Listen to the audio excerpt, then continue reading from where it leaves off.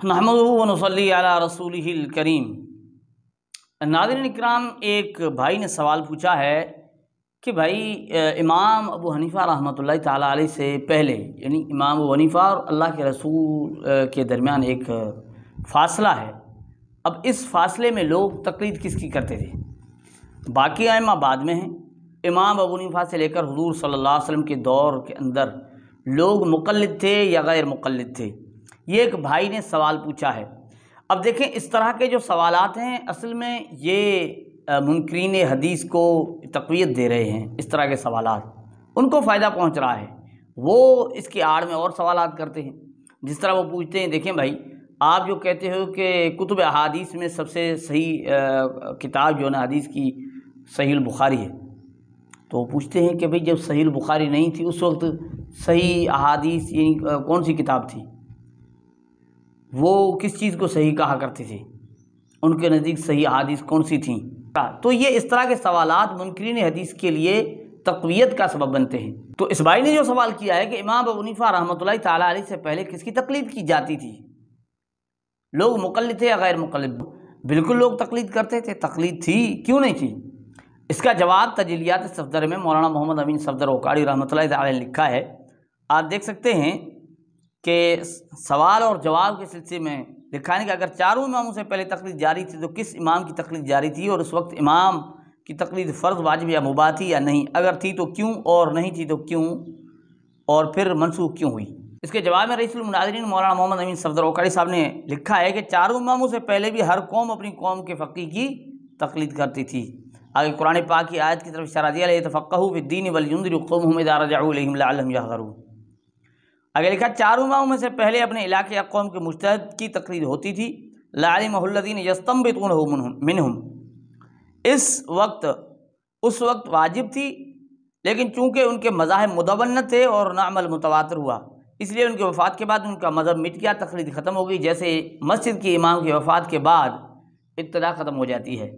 اچھا، پھر ایک اور سوال پیدا ہوتا ہے کہ بھائی تو اس وقت وہ کون سے ائمہ تھے جن کی تقلید کی جاتی تھی؟ اگر تقلید کی جاتی تھی تو وہ ائمہ کون سے تھے، ان کے نام کیا ہیں؟ اس کا جواب بھی مولانا محمد امین صفدر اوقاری صاحب نے لکھا کہ ائمہ اربعہ سے پہلے مکہ مکرمہ میں حضرت عبداللہ ابن عباس رضی اللہ عنہما، ان کے بعد حضرت عطاء رحمۃ اللہ علیہ کی تقلید ہوتی رہی، یہ مکہ کی بات، اور مدینہ میں اپنی خلافت میں خلفائے راشدین کی۔ اب خلفائے راشدین آپ دیکھیں، جس طرح حضرت عثمان رضی اللہ تعالیٰ نے جمعہ کی دوسری اذان شروع کی نا، یہ کہتے ہیں کہ تقلید بغیر دلیل۔ آپ بتائیں حضرت عثمان نے کیا دلیل دی اس کی؟ صحابہ نے کوئی دلیل کا مطالبہ کیا؟ تمام جو صحابہ اس وقت موجود تھے انہوں نے اس چیز کو قبول کیا اور امت نے اس پر عمل کیا، یہی تو تقلید ہے۔ زید بن ثابت کی مدینہ منورہ، ان کے بعد فقہاء سبعہ کی تقلید ہوتی رہی۔ کوفہ میں حضرت عبداللہ ابن مسعود رضی اللہ تعالیٰ عنہ کی، ان کے بعد حضرت علی رضی اللہ تعالیٰ عنہ، پھر حضرت ابراہیم نخعی کی تقلید ہوتی رہی۔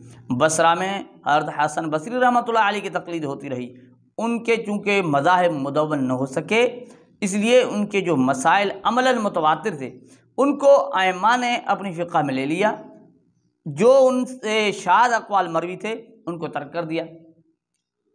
یہ ایسے ہی ہے جیسے صحابہ رضی اللہ تعالیٰ عنہم اجمعین کے زمانے میں بہت سے قاری تھے۔ اب دیکھیں قرآن کا بھی تو یہ مسئلہ آ رہا ہے نا، قرات کا، بہت سے قاری تھے مگر انہوں نے اپنی قرات کو مکمل طور مدون نہ فرمایا تھا۔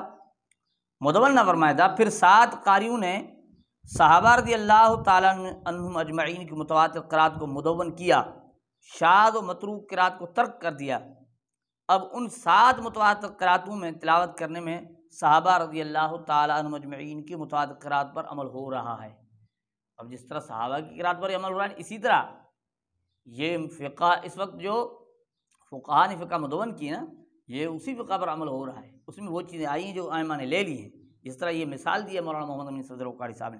البتہ ان 7 قراتوں کے علاوہ کوئی قرات صحابہ رضی اللہ تعالی عنہم اجمعین کی طرف منسوب ہو تو اس کی تلاوت جائز نہیں، کیونکہ متواتر کے خلاف شاذ واجب ترک ہے۔ اسی طرح صحابہ رضی اللہ تعالی عنہم اجمعین کے متواتر فقہی مسائل پر ائمہ اربعہ کی تقلید میں عمل ہو رہا ہے۔ ان متواترات کے خلاف کوئی شاذ قول کسی صحابی رضی اللہ عنہ مجتہد یا تابعی کی طرف منقول ہو تو اس پر عمل جائز نہیں، کیونکہ متواتر کے خلاف متواتر کے خلاف شاذ واجب ترک ہے۔ تو ناظرین بات آسان ہے، اس بھائی کے سوال کا جواب آ گیا کہ اس وقت بھی تقلید تو ہوتی رہی، ائمہ کے نام بھی مولانا محمد بن صفی اوقاری صاحب نے لکھ دیے ہیں۔ اصل مسئلہ یہ ہے کہ وہ ان کی فقہ مدون نہیں تھی۔ تو اللہ تعالیٰ ہمیں سمجھنے کی توفیق عطا فرمائے۔